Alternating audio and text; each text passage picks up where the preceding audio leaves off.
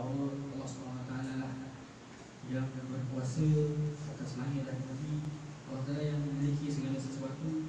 Allah SWT yang mengangkat derajat orang yang dikehendaki oleh Allah, dan Allah SWT juga yang menurunkan derajat orang yang dikehendaki oleh Allah SWT.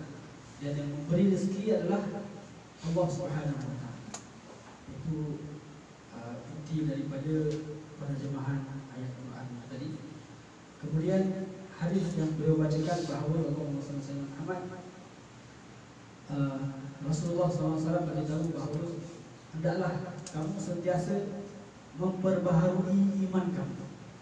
Maka pada riwayat yang pertama dikatakan bahawa macam mana cara memperbaharui iman itu adalah dengan memperbanyak menzikirkan la ilaha illallah. Kemudian hadis yang sama juga dalam riwayat yang lain, cara mempertingkatkan iman, memperbaharui iman adalah dengan memperbanyak majlis-majlis seperti ini, duduk bersama memperbarui iman.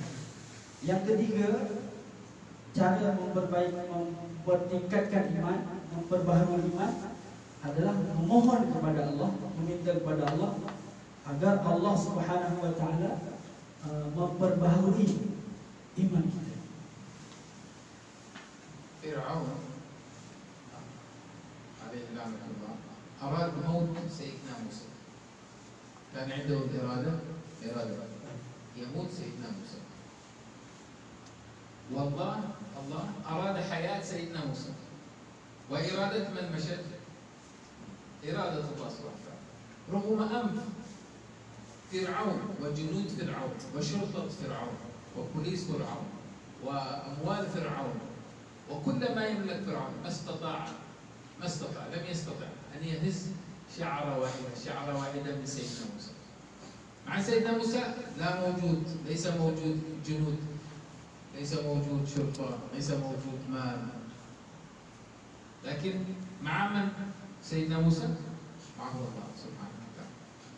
Fir'aun alaihi laknah menginginkan kematian kepada Nabi Musa, menginginkan kematian kepada Sayyidina Musa. Yang mana pada Fir'aun ini dia ada kekuatan, ada kerajaan, ada polis di pihak Fir'aun. Sedangkan di pihak Nabi Musa tak ada apa-apa. Sedangkan hidup dan mati sebenarnya ada di tangan siapa? Tangan Allah Subhanahu wa taala. Sedangkan tangan Musa tak ada apa-apa. Yang di sisi Nabi Musa hanya ada Allah Subhanahu wa taala. المقصود العلم. لماذا نحن نتعلم؟ لماذا نحن نتعلم؟ Maksud daripada ilmu ini sebenarnya untuk apa kita belajar? لغة عربية أو توحيد أو فقه أو لماذا نحن نتعلم؟ يقول العلماء مقصود العلم ثلاثة. هذا مقصود العلم ثلاثة. Kita belajar bahasa Arab, belajar ilmu tauhid, belajar ilmu fiqh. Untuk apa sebenarnya kita belajar? Ulama katakan